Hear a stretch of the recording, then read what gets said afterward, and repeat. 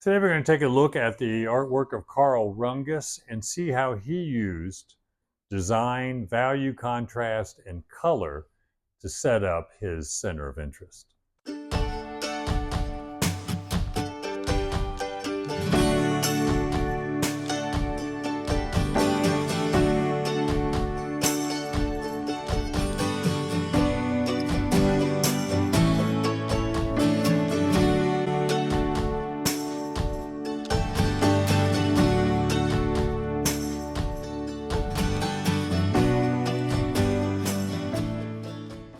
Carl Rungius was born in Germany in 1869 and died in 1959.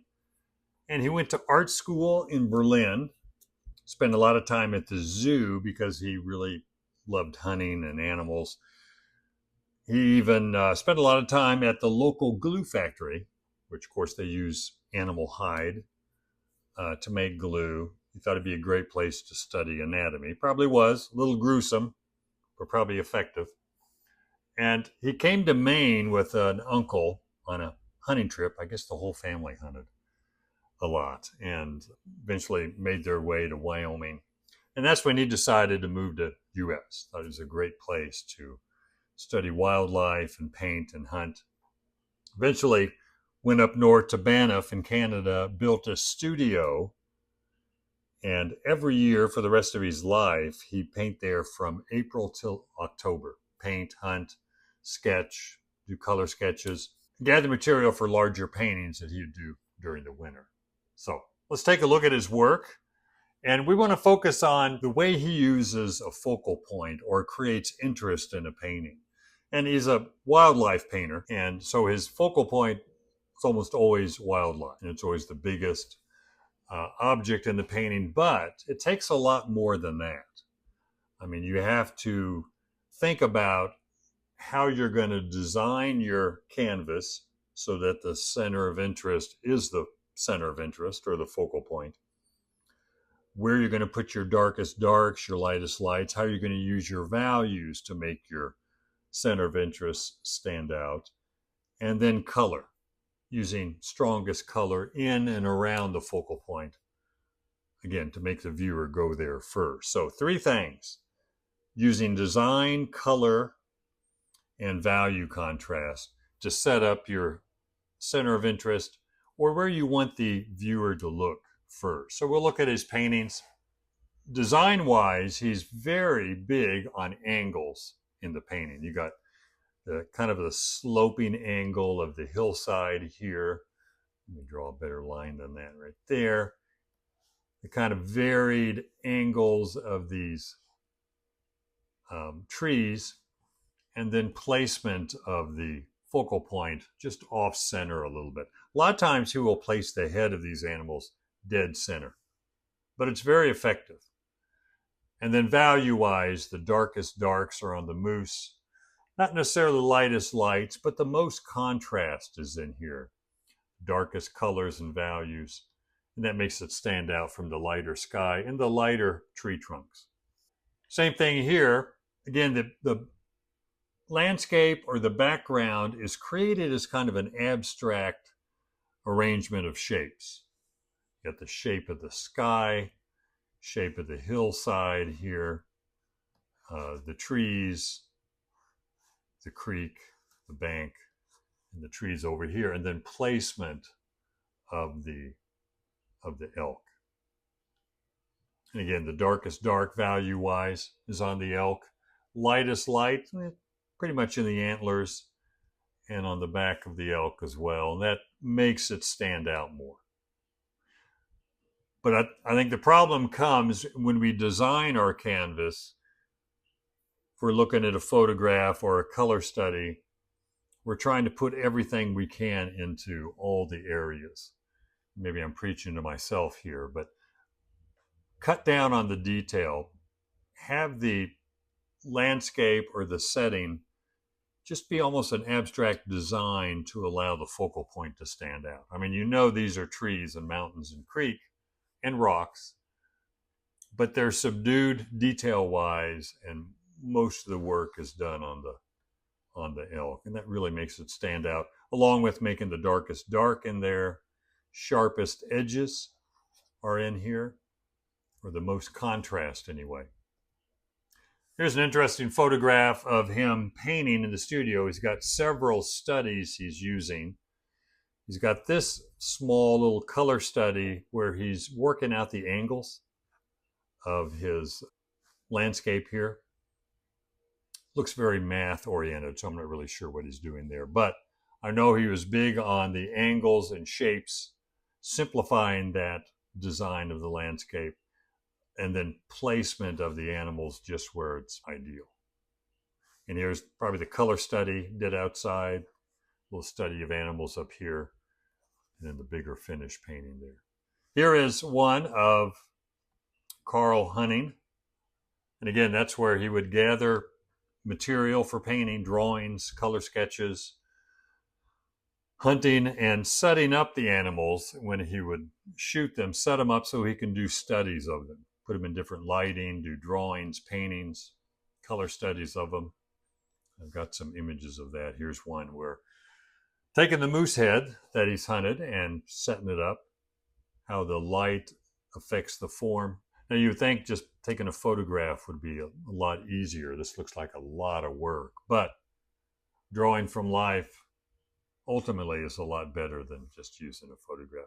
So drawing he did in art school at the zoo in Berlin. So anything you are interested in painting wise, draw it a lot, whether it's animals, trees, figures, still life. Spend a lot of time drawing. And here's a photograph. I have a book of his. There's a lot of his drawings and etchings and some small color studies that talk about his practice in that area. But you can see he has the mountain goat strung up so that it's in a pose and he's doing a drawing here. That is dedication and a lot of work. But obviously he loved hunting, loved drawing and painting, so it probably wasn't on work at all. Here's a drawing of, and he did drawings for etchings as well as paintings. So this is a drawing for one of them. Again, the background is just simplified shapes and angles of these shrubbery, trees, mountains, and then placement of the elk in an ideal spot with the most contrast and usually strongest color. Another drawing here, again, placement of the elk, a little off center. I don't know, might be, no, it's off center a little bit. But these angles of these tree trunks are real dynamic. I mean, and a lot of counterbalancing angles. Not just all going one way, but having angles go the other way as well. And it might sound obvious to do that, especially if you take a photograph. You see a lot of counterbalancing angles in the landscape.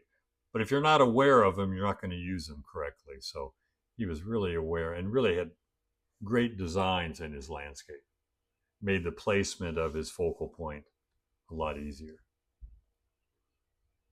Study of a horse, again, just did a lot of drawing.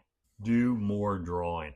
A lot of drawings were just ideas of maybe parts or fragments of a future canvas. You know, the tree leaning over it, the root system sticking out, the dark background tree behind it. It was just ideas for future paintings. And I imagine he used photography as well, but he was smart enough to also just do a lot of drawing. Not only just because he loved drawing, probably, but you just get a feel for your subject a lot better than just taking a photograph, which I'm guilty of doing too much, just relying too much on photography.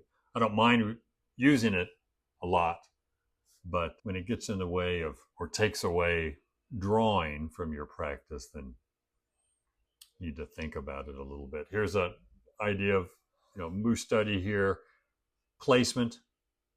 Again, he's using angles to create more interesting compositions, and then placement of his moose in different placements with different angles. So it's a lot of thinking about how you're going to arrange those big, simple shapes and angles the best way, and placement of the moose and or your mountain goats. Bighorn sheep, probably. There's a lot of his color studies, and they all seem to be somewhat kind of a 10 by 12. He used kind of a standard size. And I'm just assuming these were for larger paintings back in the studio. But for practice or material for larger paintings, they're just great. To me, they're finished paintings. They're very, very nice. Good values, nice simplification. See a lot of detail up front that is just using dots and dashes of shapes to create the interest here in the foreground. But the key to his landscapes, I think, were simplicity and, of course, good design, first of all, but simplicity of the shapes, and then finding that shadow pattern, the simple dark and light shapes that help the light stand out. And he has a lot of these. And these are his ideas for larger paintings. Another one here is a nice one. It looks really small. This is not that 10 by 12 formatted. I just saw a grouping of his paintings, and they all looked roughly 10 by 12. But I like the big, thick brush strokes. I mean, to me, this is a finished painting, but probably used it as an idea for a larger. All these landscapes are kind of settings, except for this one. This was a large, roughly 40 by 50 of Lake O'Hara. Beautiful painting. No animals in it, but doesn't really need it. A lot going on within the shadowed cliffs there, the reflected light. And then in the water down below. Again, back to the designing with counterbalancing angles and then placement of the moose's head dead center with the body over on this side. So think about your design, angles, patterns, placement of focal point, even if you're not doing a wildlife. And your landscape doesn't always have to have a focal point either, but there usually is something in the landscape that made me take the photograph or do a color study or drawing. And that's what I want to emphasize. Again, that kind of placement in the center, it just makes the moose really dominant and the most important thing. And it's kind of the darkest color, darkest value, really stands out. But I like these strong angles, strong contrast up in here. Very different. Here is using vertical angles to break up these horizontal lines of the landscape and the fallen trees. So trying to see, breaking up your canvas in these diagonals, these lines, creating different shapes, different shape here compared to here, different one here. So variety of angles that break up the canvas into a variety of different shapes helps placement of the animals. Here's another one. Again, strong angle here, and then the strong angle there, and then the placement of the moose's head and body. A little off center this time, but really uses those fallen logs and the hills and mountains as the counterbalancing angles. Another one here where the mountain goats, mountain sheep, or bighorn sheep are the lightest value and really stand out against the darker. But again, these counterbalancing angles here. And then the angles of the sheep in there. Yeah, a little off center for the head. Again, the angles of the mountains are broken or stopped by the vertical lines of the trees. Otherwise, everything is just angling to the right. The darkest darks here in the moose. And everything else simplified. It's important to simplify everything around you or around your focal point. The more you can simplify, the easier it is for the painting to read, or the viewer can read it a lot easier. Here he's got the darker moose against the lighter fog. Fog moving down makes these really dark shapes stand out. And again, the angles, patterns of rocks and water and lines of the trees kind of break up the design. So when you're planning your painting, think about how simple you can make the big shapes, what the focal point or interest or what it is that made you want to paint that scene. and do most of the detail there and simplify everything else. And think about angles. Think about the lines and shapes and patterns that can help simplify the overall landscape.